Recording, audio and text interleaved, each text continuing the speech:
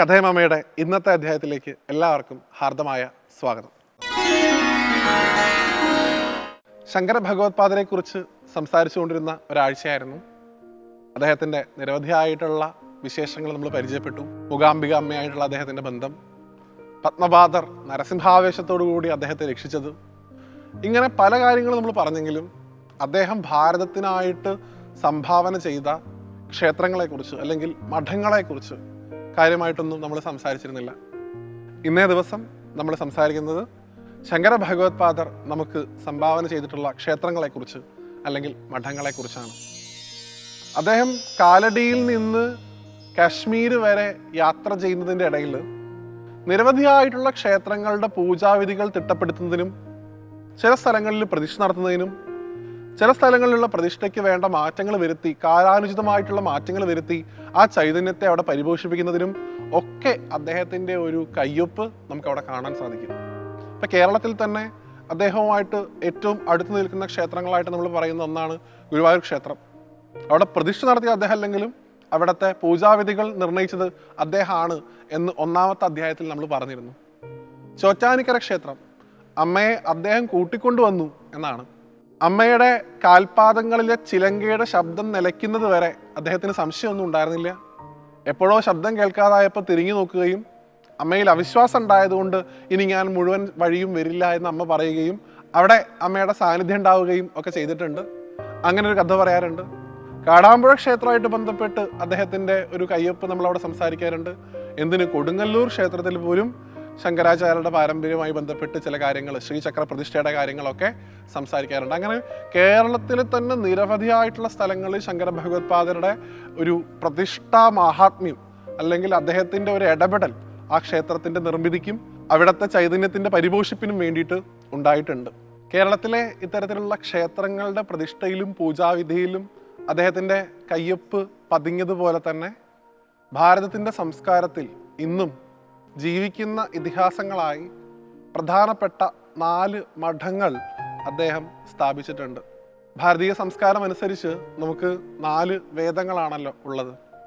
ആ 4 വേദങ്ങളുടെയും പരിപോഷിപ്പിന് വേണ്ടിയിട്ട് ആത്യന്തികമായിട്ട് അറിവ് ആളുകളിലേക്ക് എത്തിക്കാനായിട്ട് ആ മഹാത്മാവ് സ്ഥാപിച്ച 4 മഠങ്ങൾ ഇന്ത്യയുടെ 4 ദിക്കുകളിലായി ഇന്നും ഇന്ത്യയുടെ ആധ്യാത്മിക പാരമ്പര്യത്തെ, അദ്വൈതത്തിൻ്റെ പാരമ്പര്യത്തെ തലയുയർത്തിക്കൊണ്ട് ലോകത്തിന് മുമ്പിൽ നിലനിൽക്കുന്നുണ്ട്.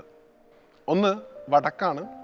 വടക്ക് ബദ്രീനാഥിലുള്ള ജ്യോതിർമഠം എന്ന് വിളിക്കപ്പെടുന്ന മഠം. രണ്ടാമത് കിഴക്ക് ഭാഗത്തായിട്ട് സ്ഥിതി ചെയ്യുന്ന പുരിയിലുള്ള ഗോവർദ്ധന മഠം. പടിഞ്ഞാറ് ഭാഗത്തായിട്ട് സ്ഥിതി ചെയ്യുന്ന ദ്വാരകയിലെ ശാരദാമഠം.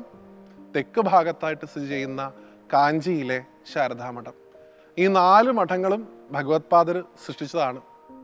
അദ്ദേഹം എന്തിനു വേണ്ടിയിട്ടാണ് ഈ മഠങ്ങൾ സൃഷ്ടിച്ചത് എന്നുള്ളത് കൂടെ മനസ്സിലാക്കണം. നോക്കൂ, ആത്യന്തികമായിട്ട് ആ കാലഘട്ടത്തിൽ ഹിന്ദുമതം എന്ന് വിളിക്കപ്പെടുന്ന, സനാതനധർമ്മം എന്ന് വിളിക്കപ്പെടുന്ന ഈ മതം ഓരോരോ കഷ്ണങ്ങളായി വിഭജിച്ച് നിൽക്കുന്ന ഒരു കാലഘട്ടമായിരുന്നു. ഓരോ ദേവതകൾക്കും ഓരോ മതം എന്ന സങ്കല്പത്തിൽ വിഷ്ണുവിന് വൈഷ്ണവരെന്നും ശിവന് ശൈവരെന്നും ദേവിക്ക് ശാക്തേയരെന്നും ഗണപതിക്ക് ഗാണപത്യരെന്നും സുബ്രഹ്മണ്യന് കൗമാരരെന്നും സൂര്യന് സൗരരെന്നും ഈ പലതരത്തിൽ വിഭജിച്ച് നിന്നിരുന്ന മതസമ്പ്രദായത്തെ ഒന്നായിട്ട് കണക്കാക്കാനുള്ള വിശേഷ ബുദ്ധി സാധാരണ മനുഷ്യരിൽ എത്തണം എന്നുണ്ടെങ്കിൽ ആ മനുഷ്യർക്ക് അറിവ് നൽകേണ്ടതായിട്ടുണ്ട്. ആ ഓരോ പീഠങ്ങളും ആത്യന്തികമായിട്ട് അറിവ് നൽകുന്ന കേന്ദ്രങ്ങളായിരുന്നു, അല്ലെങ്കിൽ ആത്മാന്വേഷണത്തിനായിട്ട് എത്തിച്ചേരേണ്ട കേന്ദ്രങ്ങളായിരുന്നു. അതിൽ ശാരദാപീഠത്തിൻ്റെയൊക്കെ ഭഗവാൻ ശങ്കര ഭഗവത്പാദർ അവിടെ എത്തുന്ന സമയത്ത് അദ്ദേഹത്തിന് അവിടെ പ്രതിഷ്ഠ നടത്താനുണ്ടായിട്ടുള്ള ചില ലക്ഷണങ്ങളെക്കുറിച്ചൊക്കെ പറയാറുണ്ട്. അദ്ദേഹം എങ്ങനെയാണ് ശാരദാപീഠത്തിൽ പ്രതിഷ്ഠ നടത്തുന്നതെന്ന് ചോദിച്ചു കഴിഞ്ഞാൽ ഏറ്റവും അനുയോജ്യമായിട്ടുള്ള സ്ഥലം എത്തുന്ന സമയത്ത് ലക്ഷണം കാണാം എന്നൊരു അരുളപ്പാട് അദ്ദേഹത്തിന് ഉണ്ടാകുന്നതാണ്. അദ്ദേഹം സഞ്ചരിച്ച് ഒരു വനപ്രദേശത്തിലൂടെ സഞ്ചരിച്ച് ഒരു പാറക്കെട്ടിലെത്തിയ സമയത്ത് നല്ല ചുട്ടുപൊള്ളുന്ന ഒരു പാറപ്പുറത്ത് ഒരു ഗർഭിണിയായിട്ടുള്ള തവള അത് കിടക്കുകയാണ്. ആ ഗർഭിണിയായിട്ടുള്ള തവളയ്ക്ക് വെയിൽ കൊള്ളരുത്, അതിന് ചൂടേൽക്കരുത് എന്ന് കരുതി അതിൻ്റെ മുകളിലൂടെ ഒരു സർപ്പം പത്തി വിടർത്തി അതിനെ സംരക്ഷിക്കുന്ന കാഴ്ച കണ്ടു എന്നാണ്. ആ സ്ഥലത്താണത്രേ അദ്ദേഹം ആ മഠം സ്ഥാപിച്ചത്. നോക്കൂ, അങ്ങനെ ഓരോ സ്ഥലത്തും ഈ പ്രപഞ്ചത്തിലെ ഏറ്റവും വലിയ വൈരികളായിട്ട് കാണുന്ന പാമ്പും തവളയും പോലും സൗഹൃദത്തോടുകൂടി ഇരിക്കുന്ന സ്ഥലം. അങ്ങനെയുള്ള സ്ഥലങ്ങളിലാണ് അറിവ് കളിയാടുന്നത് എന്നാണ്. ബദ്ധവൈരികളായിട്ടുള്ള ആൾക്കാർ പോലും സ്നേഹത്തോടെ ഇരിക്കുന്ന സ്ഥലത്തെ അറിവുണ്ടാവുള്ളൂ. ഇവിടെ ഒറ്റ ധർമ്മത്തിൽ വന്ന് ജനിച്ചിട്ടും പല ദേവതകളുടെ പേര് പറഞ്ഞ് ആ ദേവതയാണ് വലുത്, ഈ ദേവതയാണ് ചെറുത് എന്ന് പറഞ്ഞ് അതിനെ വ്യാഖ്യാനിച്ച് ഭിന്നിപ്പുണ്ടാക്കി പരസ്പരം തമ്മിൽ തല്ലുന്നവരുടെ ഇടയിൽ അറിവിന് സ്ഥാനം ഉണ്ടായിരിക്കില്ല. അതുകൊണ്ട് അറിവിൻ്റെ കേന്ദ്രങ്ങൾ ഓരോ ദിക്കിലായിട്ട് അദ്ദേഹം സ്ഥാപിച്ചു. എവിടെ ചെന്നാലും കിട്ടുന്നത് ഒന്ന് തന്നെയാണ്, അത് തന്നെയാണ് അദ്വൈതം. അതാണ് അദ്ദേഹം പഠിപ്പിക്കാൻ ശ്രമിച്ചത്.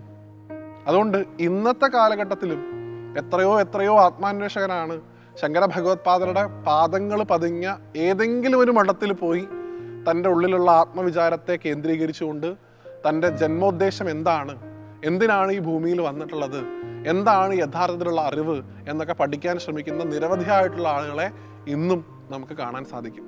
സന്യാസി സമൂഹത്തിൻ്റെ ഭാഗമായിട്ടും സന്യാസ സമൂഹത്തിൽ പെടാതെയും ശങ്കര ഭഗവത്പാദരുടെ പാത പിന്തുടരുന്ന ലക്ഷക്കണക്കിന് മനുഷ്യർ ഇന്നും ഈ ഭാരതത്തിലുണ്ട് എന്നുള്ളതാണ്. ആത്യന്തികമായിട്ട് അറിവിനെ ബഹുമാനിക്കാൻ പഠിക്കുക. ഭഗവത്പാദർ ചെയ്തിട്ടുള്ളത് അതാണ്.